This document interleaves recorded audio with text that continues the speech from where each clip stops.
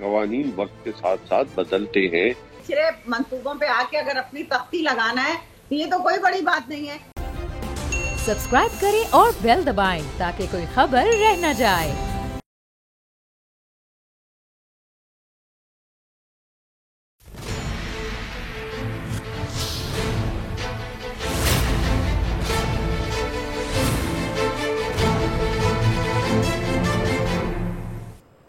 السلام علیکم، میں ہوں نور العارفین صدیقی اور آپ دیکھ رہے ہیں میری جنگ. وزیر اعظم پاکستان کا اقبال اللہ تعالیٰ بلند کرے. اس مرتبہ بھی انہوں نے کچھ ایسا کیا ہے کہ دل خوشی سے باغ باغ ہوا چلا جاتا ہے. وزیر اعظم پاکستان کے دل دہلا دینے والے انکشاف سے لبریز آج کی ہماری یہ ایپیسوڈ. وزیر اعظم پاکستان نے فرمایا کہ ترقی یافتہ ملک بھی ہم جیسے کام نہیں کرتے. حضور یہ بات تو میں 3 سال پہلے سے کہتا چلا رہا ہوں. شکر خدا کا آپ بھی آج میرے ساتھ ایک پیج پہ ہو گئے. ایک پیج گورنمنٹ کا جو حشر میں 3 سال پہلے سے کرتا چلا آ رہا ہوں، آج گویا میرے مسیحا ثم الحمدللہ اس ایک بات پر متفق دکھائی دیے دیتے ہیں. تو یوں کہنا چاہیے گویا کہ دیر آئے درست آئے. مہذب معاشروں میں، ترقی یافتہ ممالک میں گویا اس بات کا تصور کیا جا سکتا ہے کہ ہر مرض کی دوا درود شریف، یعنی کچھ بھی ہو تقریر کر کے اور عوام کو بہلاوا دے دیا جائے. کوئی سوال پوچھا جائے یہ کہہ دیا جائے کہ پچھلا والا چور تھا، اس سے پچھلا والا ڈاکو تھا. نو سر، ناٹ ایٹ آل. لیکن بہرحال آپ کو یہ بات سمجھ میں آ گئی. میں اسی بات پر شکر بجا لاتا ہوں پروردگار عالم کا. وزیر اعظم پاکستان کے اس نادر شاہی بیان کے فوری اثرات نمودار ہوئے ہیں. ملک کے طول و عرض میں موہوم سے، خفیف سے ہی صحیح لیکن بہرحال زلزلے کے اثرات محسوس کیے گئے ہیں. وزیر اعظم پاکستان کے اس انکشاف پر، اس دل دہلا دینے والے یا سنسنی خیز انکشاف پر پورے امریکہ میں، ہم ترقی یافتہ دنیا کو صرف امریکہ سمجھ لیتے ہیں آج کے دن کے لیے، پورے امریکہ میں ایک دن کی چھٹی کا اعلان کر کے عوام اور خواص اس بات پر متفق دکھائی دیتے ہیں کہ ہم مل جل کر کے اس ایک خوبصورت بیان پر ایک دوسرے سے اٹکھیلیاں کریں گے. دریں اثنا خان صاحب نے کراچی والوں کے لیے ایک انوکھا مطالبہ کیا ہے. میں حیران ہوں، پچھلے ادوار میں گویا شاید ایسا ہوا کرتا ہوگا. وہ گاہ کہہ رہا ہوں اس لیے کہ میں ڈیفینیٹ بات نہیں کرنا چاہتا، ورنہ مجھ پر بھی جیالہ یا پٹواری ہونے کا الزام نہ آ جائے. شاید گئے وقتوں میں ایسا ہوتا ہوگا کہ وزرائے اعظم فیصلے کیا کرتے ہوں.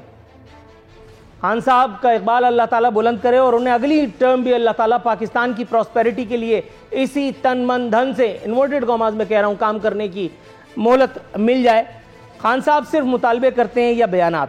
خان صاحب نے فرمایا کہ لندن اور تہران کی طرح کراچی کو بھی خود مختاری دی جائے. لندن اور تہران کی اگر ہم بات کریں تو برطانیہ اور ایران والوں کو یہ بیان سن کر غشی کے دورے پڑ رہے ہیں. وہ ایک دوسرے کا منہ دیکھ رہے ہیں. وہ کہہ رہے ہیں کہ حکمران کب مطالبہ کرتا ہے؟ حکومت تو فیصلے کرتی ہے.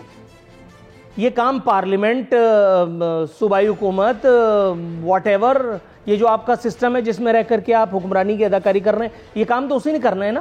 قانون سازی کیجیے اور کر دیے خود مختاری. مطالبے سے کب حکومتیں چلتی ہیں؟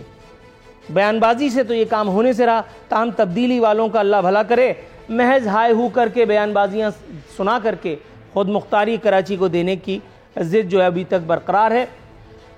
پاکستان میں اور بھی جو کچھ ہو رہا ہے اس پر آئیں گے، لیکن اس مہلت کو غنیمت جانتے ہوئے میں اپنے مہمانوں کا، اپنے پینلز کا تعارف آپ سے پروگرام میں پہلی مرتبہ شرکت کا خطرہ مول لیتے ہوئے محترم جناب امجد علی خان صاحب پاکستان تحریک انصاف سے انہیں پروگرام میں خوش آمدید کہتا ہوں. دل کی گہرائیوں سے، بلکہ 2 مرتبہ خوش آمدید کہتا ہوں. Sir, thank you so very much for your precious time.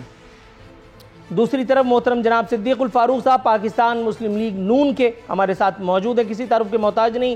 سر، آپ کو بھی پروگرام میں خوش آمدید کہتے ہیں. اور ڈاکٹر محترمہ شاہدہ رحمانی صاحبہ پاکستان پیپلز پارٹی کی ترجمانی کے فرائض انجام دیں گی. تینوں معزز مہمانوں کو خوش آمدید کہتے ہوئے، رسوم وغیرہ پورا کرتے ہوئے، اب حسب روایت، حسب دستور سرکار کا صبر آزمانے کے لیے امجد علی خان صاحب کا رخ کرتے ہیں. سر السلام علیکم. وعلیکم السلام. عارفین، پہلی بات تو یہ ہے کہ آپ کو جن بھوت تو ہے نہیں جن سے ڈر کے میں جو ہے وہ دھیان نہیں دیتا ہے. آپ میرے بھائی ہیں، آپ کی اپنی اوپینین ہے، میری اپنے پوائنٹ آف ویو بھی ہے، اور ریئلسٹک اپروچ بھی ہوگی. بالکل صحیح ہے، بالکل صحیح ہے. سر میں آپ سے یہ پوچھنے کی اداکاری کرنا چاہتا ہوں کہ وزیر اعظم کہتے ہیں کہ ترقی یافتہ ممالک بھی وہ کام نہیں کرتے جو ہم کر رہے ہیں. سر اس پر یہ ایک پیج گورنمنٹ آج آ کر کے مجھ سے گویا یوں سمجھیے کہ بغلگیر ہو گئی ہے. میں 3.5 سال سے یہی سب کہہ رہا ہوں کہ مہذب معاشروں میں، ترقی یافتہ ممالک میں ایسا نہیں ہوتا بھائی. سر دیر لگی آنے میں تم کو، شکر ہے پھر بھی آئے تو.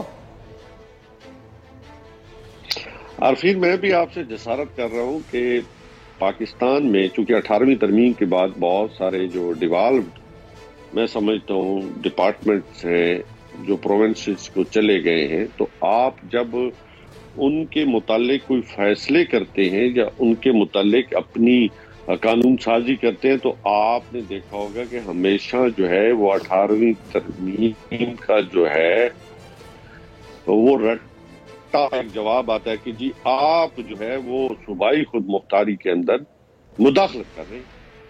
اور ہم بارہا یہ کہہ چکے ہیں کہ جی 18ویں ترمیم ایک کانسٹیٹیوشنل جو امینڈمنٹ آئی تھی وہ آسمانی صحیفہ نہیں ہے، اس میں تبدیلی لائی جا سکتی ہے. قوانین وقت کے ساتھ ساتھ بدلتے ہیں، لیکن آپ خدارہ تعصب سے باہر آ کے سیاست کریں، پاکستان کی سوچ لے کے چلیں.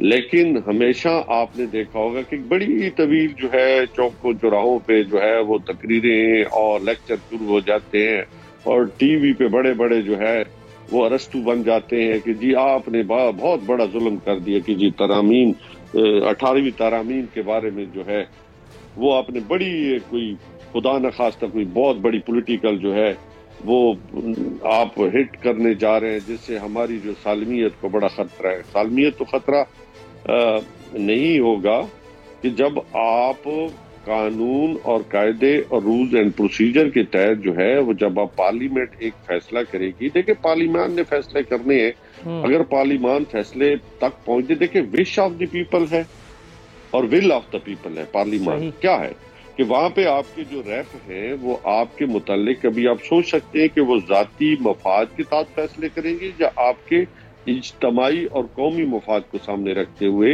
قانون سازی کرے گی. ہمیشہ یہی ہوتا ہے، قانون کسی ایک کے لیے نہیں بنتا، کسی فرد واحد کے لیے نہیں بنا جاتا، بلکہ قانون ہمیشہ ملک اور قوم کے لیے اور عوام کے لیے بنائے جاتے ہیں. تو جب اس میں آپ دیکھتے ہیں تو ہمیشہ سے آپ نے دیکھا ہوگا کہ ایک جو مینڈک جو ہے وہ ادھر جو وہ ٹران کر رہا ہوتا ہے اور دوسرا مینڈک دوسری طرف ٹران کر رہا ہوتا ہے. تو آپ خود سوچیں کہ اس ماحول میں جب آپ کو نیشنلزم کی ضرورت ہے، وہاں پہ جو اپنی 1.5 اینٹ کی مسجد وہ بنا کے 1.5 اینٹ کی مسجد بنانا ممنوع ہے. یہ بات تو آپ کا نقطہ سیدھا سا دل میں اتر گیا. تھوڑا سا توقف کی استدا کے ساتھ، چونکہ بات ہو رہی ہے صوبائی خود مختاری کی 18ویں ترمیم کی، جسے چھیڑنا آپ جیسے کہ فرما رہے ہیں کہ ایک گناہ ہے، تو گناہ بے لذت کے کبیرہ بن جاتا ہے، گناہ کبیرہ بن جاتا ہے. تو اس پر گفتگو کی حسرت نکالنے کے لیے میں ڈاکٹر شاہدہ رحمانی صاحبہ کا رخ کرتا ہوں. میڈم السلام علیکم. آواز آ رہی؟ میڈم آپ کو میری آواز صاف سنائی دے رہی ہے؟ جی بالکل آ رہی. میڈم پوچھنا یہ تھا کہ ترقی یافتہ ممالک کی مثالیں دی جا رہی ہیں اور پارلیمنٹ کی فعالیت یا غیر فعالیت کے اوپر سوال ہو رہا ہے. 18ویں ترمیم کوئی صحیفہ یا آسمانی ہے، یہ کہنا ہے پاکستان تحریک انصاف کے رہنما محترم جناب امجد علی خان صاحب کا. 18ویں ترمیم کے اوپر جیسے ہی بات آتی ہے بہت زیادہ پرو ایکٹیو دکھائی دیتی ہے پاکستان پیپلز پارٹی، اور یوں سمجھ لیا جاتا ہے جیسے یہ کیموفلیج کا کوئی ہتھیار ہے پاکستان پیپلز پارٹی کے لیے. میڈم آپ کی تصدیق یا تردید کا تمنائی ہے. بہت شکریہ عارفین. سب سے پہلی بات تو یہ کہ 18ویں ترمیم میں سمجھتی ہوں قائد اعظم علامہ اقبال کا وہ خواب تھا کہ صوبوں کو خود مختاری ملے گی، جو ان کے رائٹس ہیں وہ ان کو دیے جائیں گے، اور یہ 1947 میں پاکستان بنا اور جا کر آپ کو 50 سال کے بعد 50-60 سال کے بعد جا کے آپ کو 18th امینڈمنٹ ہوئی، جس کے تھرو صوبوں کو خود مختاری ملی، NFT ایوارڈ، اور یہ وہ تمام چیزیں ہیں. کیا تکلیف کیا ہے میری سمجھ میں نہیں آتا. چھوٹے صوبوں کا جو استحصال ہو رہا تھا، الحمدللہ آپ چھوٹے صوبوں نے سکھ کا سانس لیا اور آئین اور قانون کے مطابق جو ہے ان کو ان کے رائٹ ملنے لگے. تو انہیں تکلیف کیوں ہے؟ میری سمجھ میں نہیں آتا کہ ایک پارلیمنٹ نے یونانیمسلی مل کر تمام پولیٹیکل جماعتوں نے اس کو پارٹیسپیٹ کیا، اس پہ باقاعدہ بحث ہوئی، سینکڑوں اجلاس ہوئے، اور اس کے بعد جا کے یہ 18th امینڈمنٹ ہوئی. اور 18th امینڈمنٹ میں کون سی ایسی بات ہے جو انہیں بڑی چبھ رہی ہے، جو انہیں بڑی تکلیف ہے، جو خود کچھ نہیں کر سکتے؟ ان کا کام ہوتا ہے کہ دوسروں کے کیے ہوئے کام کو پہ کرٹیسائز کرنا. انہوں نے کیا کیا آج تک؟ کون سی ایسی لیجسلیشن لیا ہے جس سے پاکستانی قوم کو، صوبوں کو، ملک کو فائدہ ہوا؟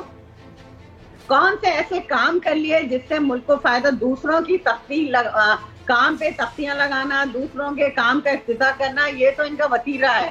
لیکن ان کا کوئی ایک کام بتا دیں. اب انہوں نے بے نظیر ان کا سپورٹ پروگرام کا نام احساس کر کے کہتے جی ہمارا پروگرام ہے. آپ کا اپنا ہے کیا؟ آپ نے کیا کیا ہے؟ کرتے وہ ہیں جن کا ویژن ہوتا ہے، کرتے وہ ہیں جن کی کوئی آئیڈیالوجی ہوتی ہے. ہم نے تو اس پاکستان کو مستحکم اور مضبوط کرنے کے لیے چاروں صوبے جو اس کی اکائی ہیں ان کو جو ہے اسٹرانگ کیا ہے. اور یہی وجہ ہے کہ 18th امینڈمنٹ پہ تمام صوبوں میں، پورے پاکستان میں خوشیاں منائی گئی. انہیں سے تکلیف کیا ہے؟ میری تو یہ نہیں سمجھ میں آتا کہ صحیفہ نہ تو آئین ہے، نہ کوئی جنرل آتا ہے، کوئی امیر آتا ہے، ڈکٹیٹر آتا ہے، وہ آئین کو کہتا ہے یہ تو کاغذ کا ٹکڑا ہے، ردی میں پھینک دیا جائے. تو یہ تو انہی لوگوں میں سے ہے نا، امپائرز کی انگلی پکڑ کے آنے والے، اشاروں پہ آنے والے. ان کے نظر میں آئین پارلیمنٹ کی کوئی حیثیت ہے؟ جو پارلیمنٹ پہ حملے کرنے کے نتیجے میں جو اقتدار میں بیٹھے ہوں، پہلے باہر سے کرتے تھے، آج اندر سے حملے ہو رہے ہیں. میڈم تھوڑا سا توقف کی استدعا کے ساتھ صدیق الفاروق صاحب کے پاس جاؤں گا. صدیق الفاروق صاحب، سر انتظار کی زحمت مبتلا کرنے کے لیے عزت معذرت خواہ ہوں سر، لیکن یہ مقام فکر نہیں، خوشی کا، مسرت کا مقام محسوس نہیں ہوتا آپ کو بھی میری طرح کہ آج 3.5 سال بعد خان صاحب اور میں ایک پیج پہ دکھائی دیتے ہیں؟ خان صاحب کو بھی پتہ چل گیا کہ ترقی یافتہ ممالک میں وہ کام نہیں ہوتے جو اس ارض پاک پر ہو رہے ہیں.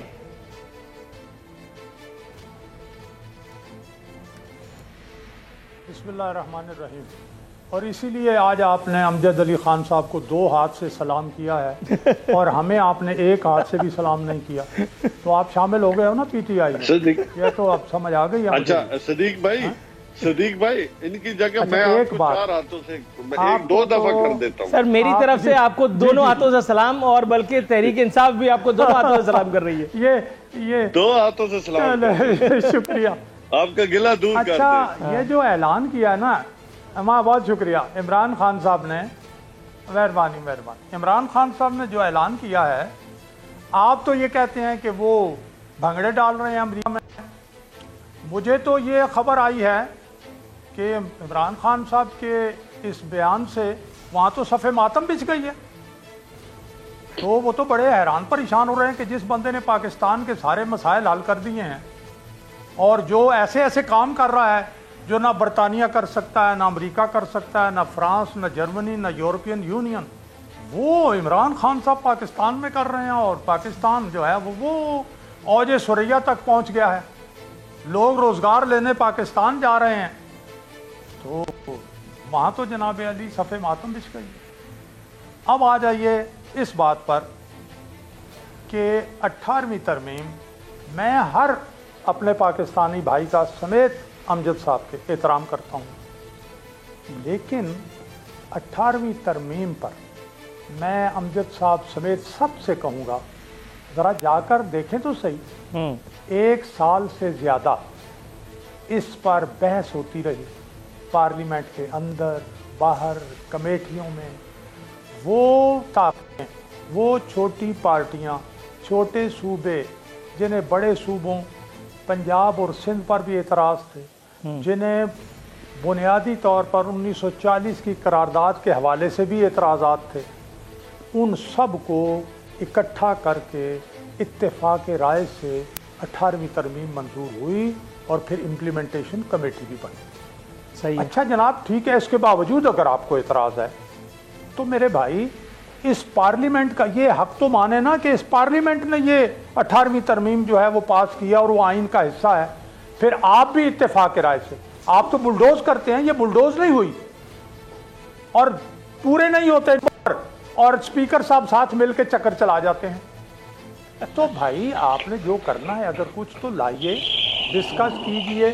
آپ تو اعلان کرتے ہیں کہ نماز جمعے کی ہونے جا رہی ہے، جب لوگ جمعے کی نماز پڑھنے جاتے ہیں دیکھتے ہیں کہ اپوزیشن والے نہیں ہیں تو پیچھے چپ کر کے جناب Ali ayes have it ayes have it ayes have it, چلو جی پاس ترمیم.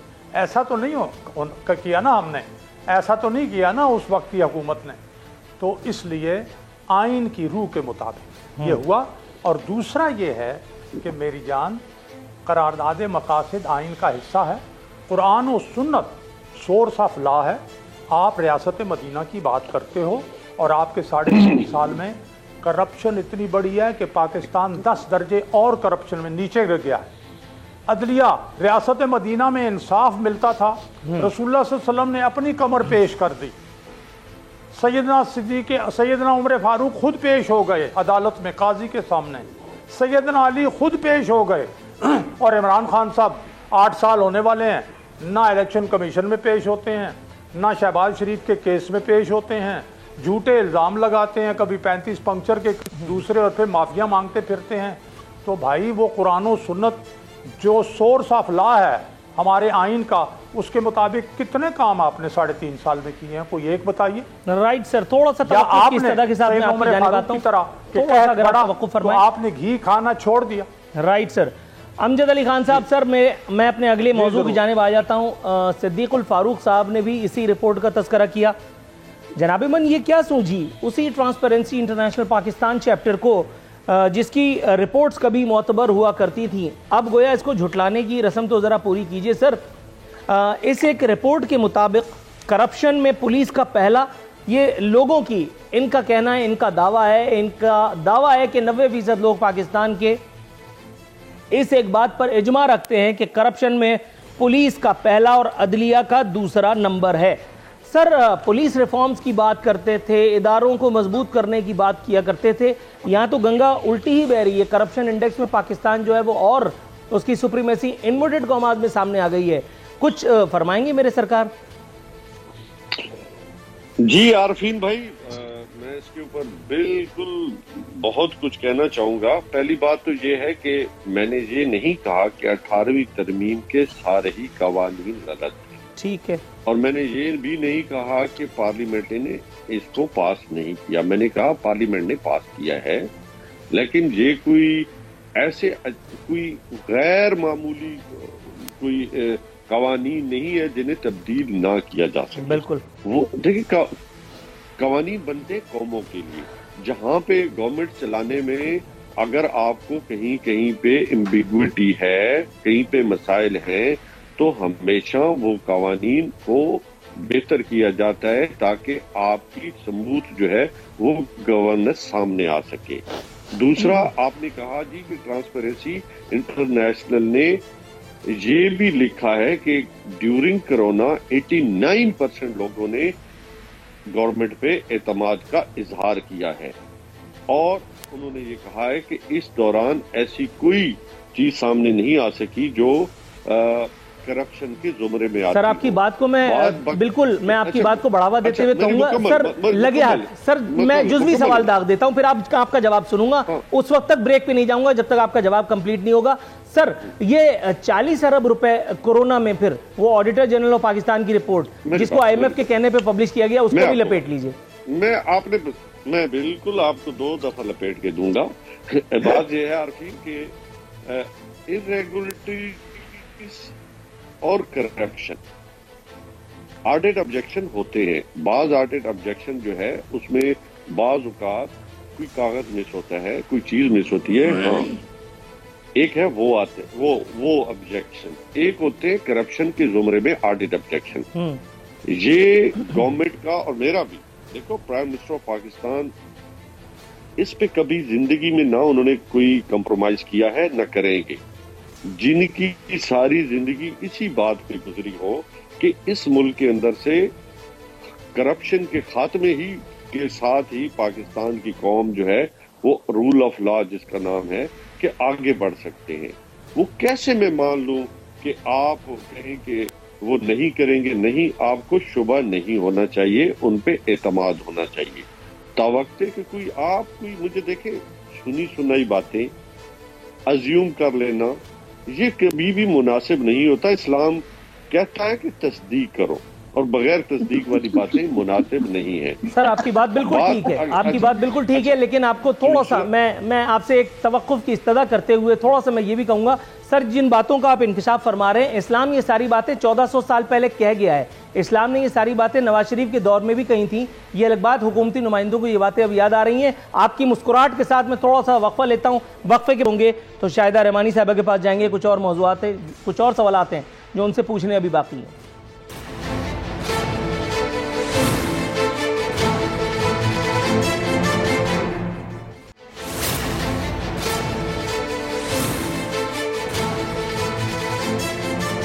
ویلکم بیک ناظرین، بدستور ہمارے مہمان ہمارے ساتھ موجود ہیں. محترمہ شاہدہ رحمانی صاحبہ، میڈم خان صاحب کا ارشاد ہے کہ لندن تہران کی طرح کراچی کو بھی خود مختاری دی جائے.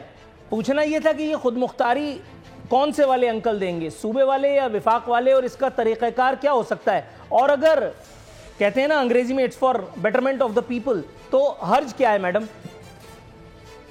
پہلے تو آرتی میں جواب دوں. ہمارے امجد خان نیازی صاحب بڑے سینئر پولیٹیشین ہیں، اور جس انداز سے آج وہ بات کر رہے تھے تو مجھے بڑی حیرت ہو رہی تھی کہ قرآن میں اللہ تعالیٰ نے کہا ہے لعنت اللہ علی الکاذبین، جھوٹوں پہ اللہ کی لعنت ہو. پھر سورہ حجرات میں اللہ تعالیٰ کہتا ہے کہ جب تمہارے پاس کوئی خبر آئے تو پہلے خبر لانے والے کو دیکھو، اس کے علاوہ بغیر تحقیق کے آگے نہ کرو.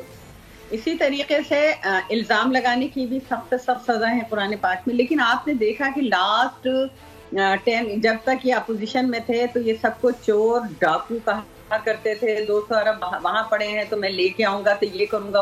وہ پوری قوم نے دیکھا 1 کروڑ نوکریاں، 50 لاکھ گھر، اور IMF میں نہیں جاؤں گا، خودکشی کر لوں گا، کشکول توڑ دوں گا. مہنگائی کر کے ملک کو چلانا کوئی بڑی بات نہیں ہے. اصل چیز یہ کہ عوام کو ریلیف دے کے چلانا چاہیے. وہ تمام چیزیں تو انہوں نے کی نہیں.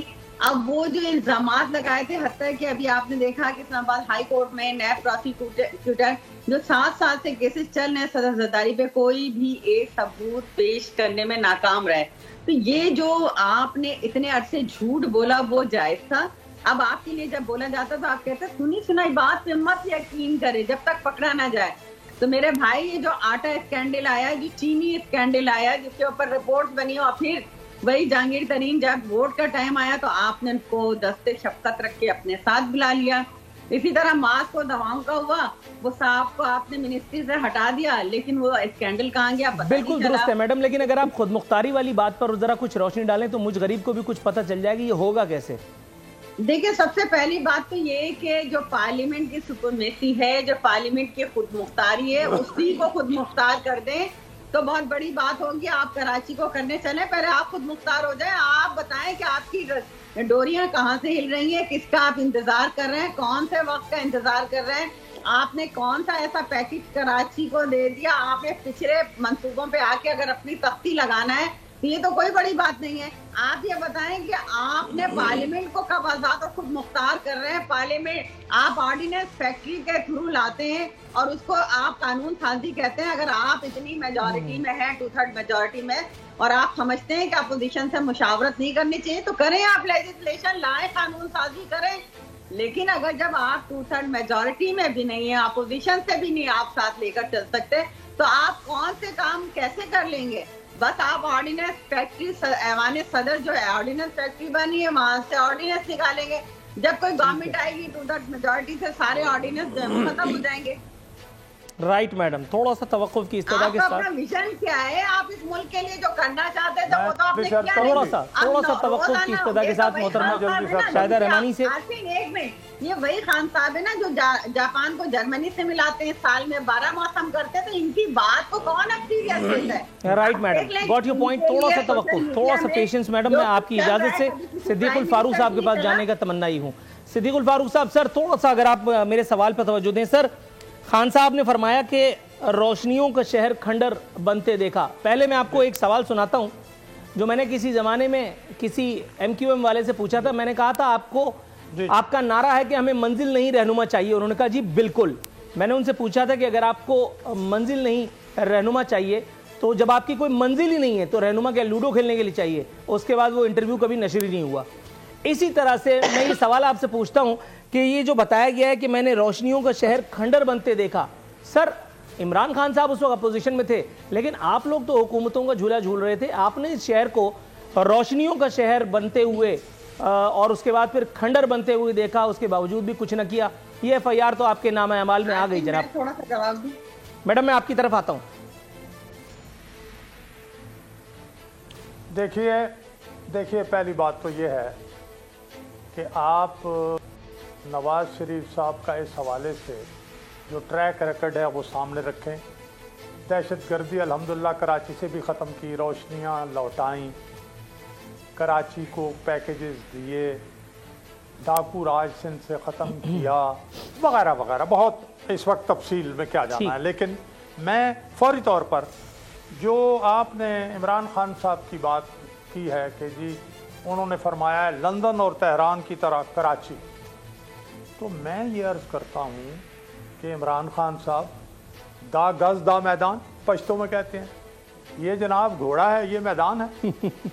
آپ سب سے پہلے لاہور کو، اپنا اسلام آباد کو، راول پنڈی کو، فیصل آباد کو، پشاور کو وغیرہ ان بڑے بڑے شہروں کو لندن اور تہران کی طرح سے کر کے دکھائیں آزاد، تاکہ پھر اس پہ بعد کراچی پر بھی عمل ہو. پہلے تو یہ ہے نا، یہ تو آپ کے پاس ہیں. چلیں آپ یہ کہہ سکتے ہیں کہ جی سندھ میں ہماری حکومت نہیں ہے، تو یہاں تو آپ کی حکومت ہے نا، یہ تو کریں نا، پہلی بات. دوسری بات، میں بڑے آتے ہوئے میرے بھائی امجد خان صاحب نے فرمایا کہ کرپشن تو وہ برداشت نہیں کرتے عمران خان صاحب.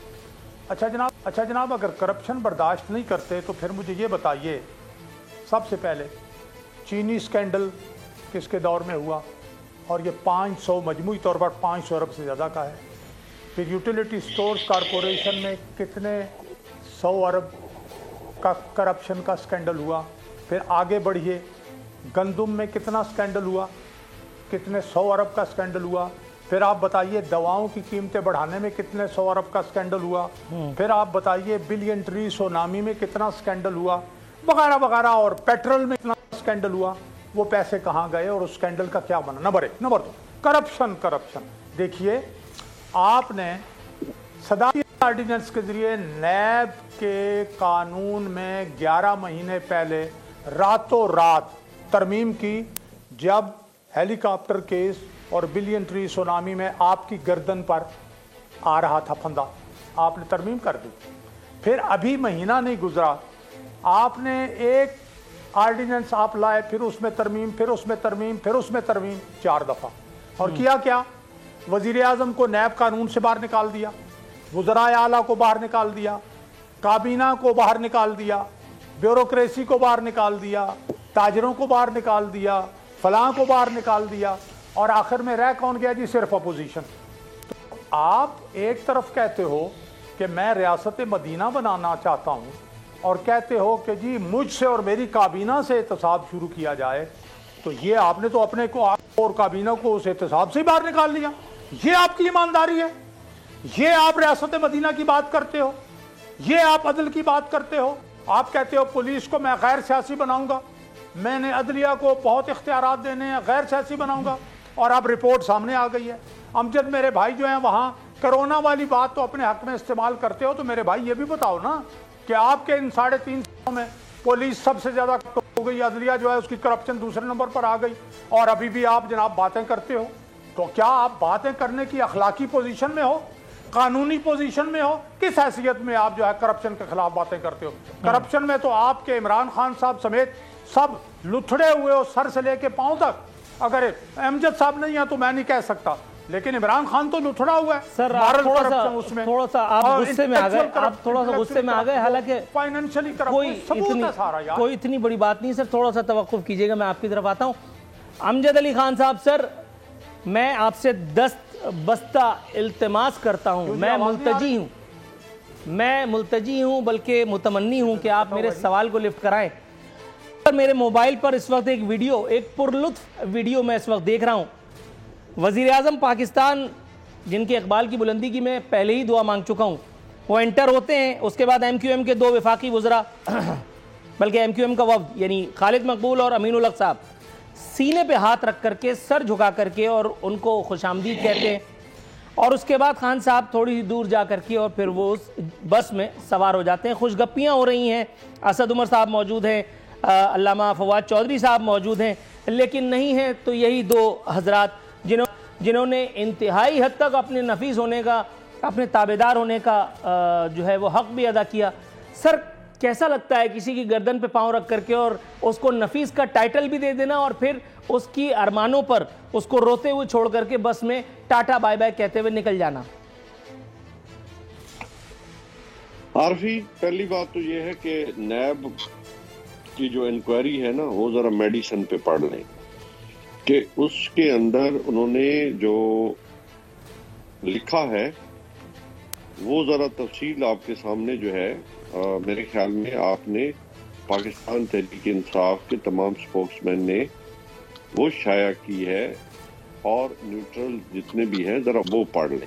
ٹھیک ہے. دوسرا, کسی بھی حوالے سے بھی کوئی بھی چیز سامنے آئی ہے, یہ فرسٹ ٹائم مطلب پاکستان تحریک انصاف کے دور حکومت میں یہ سامنے چیزیں جب بھی آئی ہیں تو اس کے اوپر پرائم منسٹر آفس نے باقاعدہ ان مافیاز کے خلاف انکوائری ہولڈ کروائی اور جو کوئی بھی تھا کسی بھی سطح پہ تھا اس کو تھینک یو کہہ دیا گیا. اس سے پہلے کبھی بھی ایسا نہیں ہوا, بلکہ ہمیشہ ایسے معاملات کو خود پرائم منسٹر آفس جو ہے وہ ڈیل کیا کرتے تھے اور ڈیل بھی کرتے تھے اور ڈیلنگ بھی کرتے تھے. لیکن یہ پرائم منسٹر عمران خان ہے کہ جس نے ان مافیا کے خلاف کھڑا ہوا اور آج اس گلے سڑے نظام میں سے وہ اچھائی جو ہے وہ ڈھونڈ رہا ہے. بالکل اس میں کوئی شک نہیں ہے کہ آپ کا جو پولیس سسٹم تھا, پولیس سسٹم ہے, کوئی قابل فخر نہیں تھا. اور نہ ہم نے ابھی کہا ہے کہ ہم نے اس کو جو ہے جو اس کے اندر آلریڈی انڈکٹ ہوئے لوگ تھے, جو پرانے لوگ تھے, جو ایک سسٹم کے تحت چل رہے تھے, چاہے اس کا تھانوں کا سسٹم تھا. پھر آپ نے دیکھا ہوگا کہ خالی ان کے جو آفیسرز تھے ان کی کیا پوزیشن تھی. تو یہ اسی لیے تو ریفارمز کی بات ہو رہی ہے, اسی طرح تو چیزیں تبدیل ہونے کی بات ہو رہی ہے. بالکل ٹھیک ہے سر, لیکن وقت کی کمی کا شکار بھی ہوں سر. اگر آپ ایم کیو ایم والے سوال پر آ جائیں تو پھر میں اس کے بعد سکون سے بریک پر جاؤں گا. اچھا, میں دیکھیں میری بات سنیں. دیکھیں, آپ پرائم منسٹر آف پاکستان کو ان کا اپنا ایک اپنے ایم کیو ایم کے بھائیوں کے ساتھ ایک محبت کا رشتہ ہے اور انہوں نے محبت اگر دکھائی ہے تو اس کو آپ ہر چیز کو نیگیٹو لینا میرے خیال میں کبھی بھی یہ مناسب نہیں ہے کہ آپ نے ایسے کیوں کیا, ویسے کیوں کیا. دیکھیں, نفیس انسان ہے, کوئی شک نہیں ہے, اور اگر ان کو وہاں پہ آن دی اسپاٹ اگر کچھ ایشو جو نہیں ہوتے اب ان کو آپ ایشو بنا دیں اور چائے کی پیالی میں ایک بہت بڑا جو ہے طوفان کھڑا کر دیں, تو میرے خیال میں ایسی باتیں کوئی, میرے خیال میں آپ عارفین بھائی اپنا بھی وقت ضائع کرتے ہیں اور سامعین کا بھی کرتے ہیں جو ہمیں سن رہے ہوتے ہیں. ہاں, آپ ایسی باتیں کریں نا جس سے کوئی قوم کا بھی فائدہ اور ہمارا بھی فائدہ اور ہم کر دوں تو بغیر میرے سمجھ اس میں. سر آپ نے جتنا کچھ کہا یقین جانیے آپ میرے لیے محترم ہیں, میں بالکل کسی بات کی تردید نہیں کروں گا, لیکن صرف یہی کہوں گا کہ سر میں کیا کہوں خدا کی قسم اس معصومیت پر. ایم کیو ایم سے آپ نے ارشاد فرمایا, صدیق الفاروق صاحب سر ایم کیو ایم کی بات آ گئی, یہ فل ٹاس ہے. ایم کیو ایم میرا بال گیم ہے, آپ کا نہیں, تھوڑا سا توقف کیجئے گا, میں یہاں تک انہی کی وجہ سے پہنچا. ناظرین, یہاں وقت ہوا ہے پروگرام میں ایک کمرشل بریک پہ جانے کا, اس لیے کہ اگر ایم کیو ایم پہ بولنا پڑا تو 1 گھنٹے کا پروگرام تو میں اکیلا کر سکتا ہوں. I don't need any guest.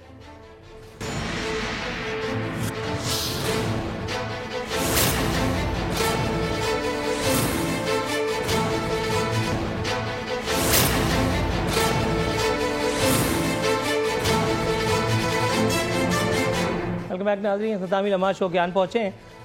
محترمہ شاہدہ رحمانی کے پاس جاؤں گا. میڈم, پروگرام کے پچھلے سیگمنٹ میں میں نے ایک چھوٹی سی ویڈیو کا تذکرہ کیا امجد علی خان صاحب سے. انہوں نے ارشاد فرمایا کہ چھوٹی چھوٹی سی باتوں کو لے کر کے اور جو ہے وہ بڑے بڑے دیشوں میں یہ باتیں ہوتی رہتی ہیں. انہوں نے کسی سینیوریٹا سے مخاطب ہو کر کے یہ بھی کہا ہے کہ ان باتوں پہ ٹینشن فری ہونے کی ضرورت ہے. میڈم, یہ جو پارٹی ہے جس پر تہمت لگائی گئی ہے کہ یہ نفیس لوگ ہیں, میڈم آپ لوگوں نے بھی تو جمہوریت کی انورٹڈ کامات میں بہتری کی خاطر ان لوگوں کے ساتھ جو ہے وہ اپنا حساب کتاب کیا ہوا تھا، مفاہمت کا دسترخوان بچھا ہوا تھا، اور کراچی میں جو کچھ ہو رہا تھا اللہ کی پناہ، اس کے بعد پھر بہت عرصے کے بعد بڑی لاشیں اٹھانے کے بعد کراچی میں امن آیا ہے۔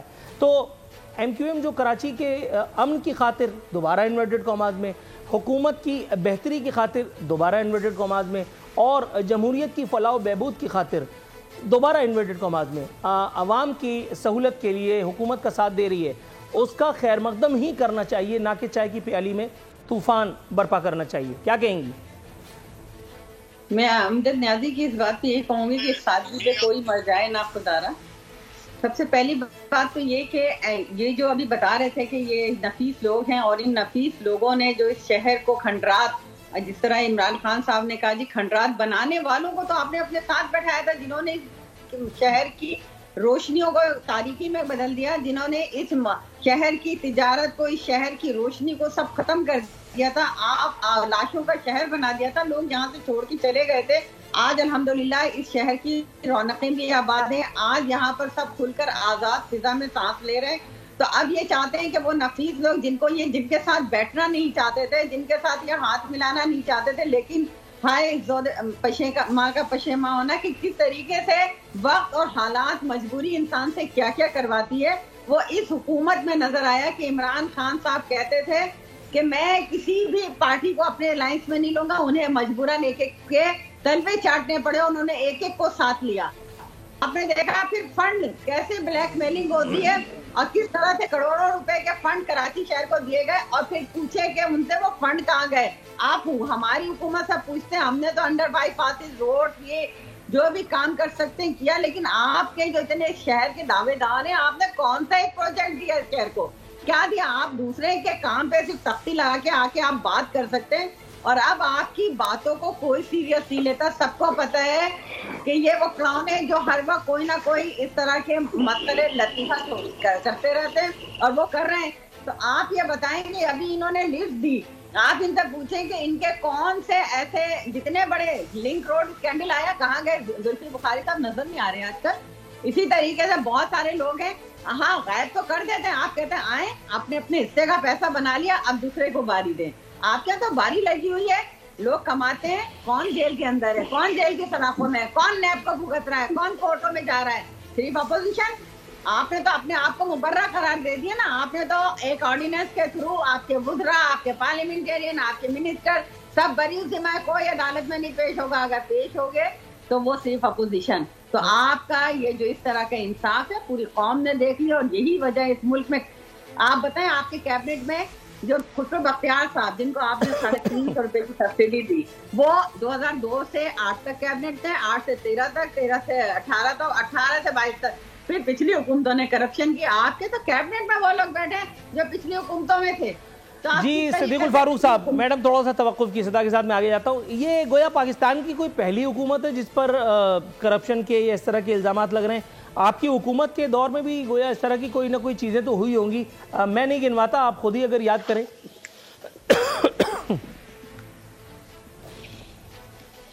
دو باتیں، ایک تو یہ ہے کہ اب ہم حکومت میں نہیں ہیں، اور جتنے مقدمے بنائے ہیں وہ آپ سامنے دیکھ لیجئے گا کہ کسی میں کوئی ثبوت لائے ہوں، کہیں کسی کو بلیک میل کر کے فیصلہ لیا، کہیں کس طرح سے فیصلے لیے، اور سارے ثبوت وہ دے نہیں پا رہے۔ شہباز شریف صاحب کی ضمانت کا معاملہ ہوا تو وہاں کچھ نہیں، یہاں ابھی آصف زرداری صاحب تو وہاں کچھ نہیں، یہاں مریم نواز صاحبہ کا کیس ہے تو وہاں کچھ نہیں ہے، تو اسی طرح ہی ہے۔ ایک بات میں صرف عرض کروں گا، وہ یہ ہے کہ ایم کیو ایم کے حوالے سے میرے بھائی امجد صاحب نے نفیس کا لفظ استعمال کیا ہے، تو یا تو انہیں نفیس کے لفظ کے معنی نہیں آتے، یا عمران خان صاحب نے جو ڈکشنری جاری کی ہے اس میں نفیس کے معنی ایم کیو ایم ہے، جس نے قتل بھی کیے ہوں، برمے بھی جناب علی برموں سے لوگوں، لیکن سر ایم کیو ایم نے اگر یہ سب کچھ کیا تو پھر آپ نے چارٹر آف ڈیموکریسی وہ بھی سائن کیا تھا، یاد ہوگا، اس میں بھی آپ نے قسم کھائی تھی کہ اللہ پاک کی قسم کبھی ان کو حکومت میں نہیں لے کے آئیں گے، کبھی ان کے ساتھ چائے نہیں پئیں گے، لیکن اس کے باوجود آپ لوگوں نے بھی یو ٹرن تو لیا۔ تو تحریک انصاف سے تورہ چائے مانی دارد نہیں، ہم نے تو اس کے بعد تو خیر ہم نے نہیں حکومت میں لیا، ایم آر ڈی، اور جب یہ چارٹر آف ڈیموکریسی کے بعد تو آپ کو پتہ ہے پیپلز پارٹی کے بھی اور ہمارے بھی میرا خیال ہے ایم کیو ایم سے کوئی تعلقات نہیں رہے، بلکہ کچھ اور ہوا۔ اچھا ایک بات اور، ایک بڑی خوبصورت بات امجد صاحب نے کی، پھر اس کے بعد اگر مزید ٹائم ہو تو بات کروں گا.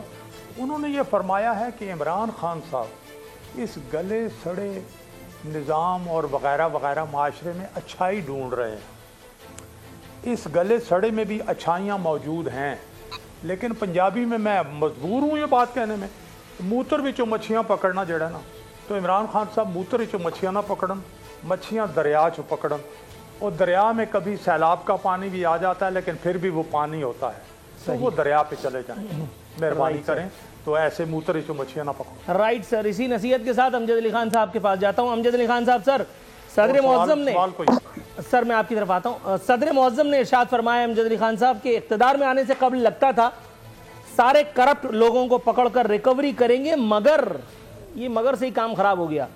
مگر یہ اتنا آسان نہیں ہے. جناب من، میں دوبارہ وہی سوال کرنے پر مجبور ہوں جو میں آج سے پہلے اپنے معزز مہمانوں سے کرتا چلا آ رہا ہوں. سر جب پتہ ہی نہیں تھا تو پھر بلا وجہ شرط لگانے کی ضرورت کیا تھی؟ اسد عمر صاحب کو پتا تھا کہ وہ 40-45 روپے پیٹرول نہیں دے سکیں گے، مگر اسد عمر صاحب کو پتا تھا کہ ہم اسٹیل مل کو نہیں چلا سکتے، مگر اسد عمر صاحب کو پتا تھا، عمران خان صاحب کو پتا تھا کہ نواز شریف اور آصف علی زرداری کا کچھ نہیں ہو سکتا، مگر آپ لوگوں کو دھرنے دیتے وقت بھی اندازہ نہیں تھا. لیکن پھر بھی اگر اور مگر، اس کے ساتھ اگر آپ کچھ جاری فرمائیں. جناب والا، پہلی بات تو یہ ہے کہ جب کراچی شہر کو گندگی کے ڈھیر میں بدل دیا جائے اور لاڑکانہ جیسی، میں سمجھتا ہوں ان کی جو کانسٹیچوئنسی ہے، وہاں کی ہاسپٹل کے اندر کتے جو ہے وہ مریضوں کے بیڈ پہ سوئیں، اور پھر ایک ہمارے لیڈر جو نیلسن منڈیلا ہیں وہ دوائی کے بہانے لندن جائے اور ابھی تک کسی میکینک کے پاس، کسی دوائی لینے والے کے پاس نہ پہنچے، اور واپس آنے سے گریزاں ہوں اور وہاں پہ بیٹھ کے لمبے لمبے بھاشن دے رہے ہوں، تو وہاں آپ گلے سڑا نظام ہی کہہ سکتے ہیں نا. اس گلے سڑے نظام میں آپ جدوجہد کر رہے ہیں. میاں والی میں لوگ جوہر سے پانی پی رہے ہیں. میڈم تھوڑا سا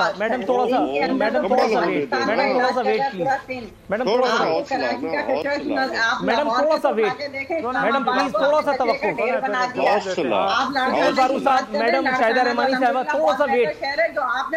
میڈم امجد علی خان صاحب اپنی بات کمپلیٹ کر لیں، اس کے بعد غلط بات کیوں کہہ رہے ہیں میڈم؟ آپ اپنی بات بولتے رہیں گے، سن لیں نا، بناتے رہیں گے عارفین. اچھا جب اسی طرح سے غلط بات کر کے عوام کی توجہ حاصل کرنا چاہتے ہیں، اور جہاں مزدوروں سے نکلے ٹی ٹیز آئیں، تو اس میں کیا ہوگا؟ الزامات لگا کر کب تک سیاست کریں گے؟ آپ یہی کہہ سکتے ہیں کہ غلط سڑا نظام ہے. اور پھر ان کو میں سمجھتا ہوں کہ میڈیا پہ جو ہے وہ بڑا معصوم پیش کر دیا جائے کہ جی بڑے معصوم لوگ تھے، ان کو بے گناہ جو ہے وہ عدالتوں کے اندر چکر لگا رہے ہیں، اور ان کے لیے، ان معصوموں کے لیے بڑے بڑے وکیل کھڑے ہو جاتے ہیں، بڑی بڑی تبصرے ہوتے ہیں، میڈیا پہ ٹاکس ہوتی ہیں جی کہ زرداری صاحب نے بہت کچھ کہہ دیا، صدیق الوارث صاحب ایک زمانے میں امجد علی خان صاحب. میڈم تھوڑا سا اگر آپ لوگ اس طرح کے الزامات لگا کے سیاست کریں گے، بہت جھوٹ بولا ہے. انفارچونیٹلی میڈم مجھے ایز ایکسپیکٹڈ پروگرام میں وائنڈ اپ کرنے کی کال دی گئی ہے. میں چاہتا تھا کہ صدیق الفاروق صاحب کی ان سے بھی ان کا ورژن لے لوں، آخری کم از کم گفتگو ہو جائے، لیکن بہرحال کاتب تقدیر کو ایسا منظور نہ تھا. محترمہ شاہدہ رحمانی صاحبہ، محترم صدیق الفاروق صاحب اور محترم امجد علی خان صاحب، تینوں معززین کا مشکور ہوں کہ اپنی مصروفیت کے باوجود ہمارے پروگرام میں شرکت کی زحمت گوارا کی. کل انشاءاللہ بشرط زندگی حاضر خدمت ہوں گے. فی امان اللہ.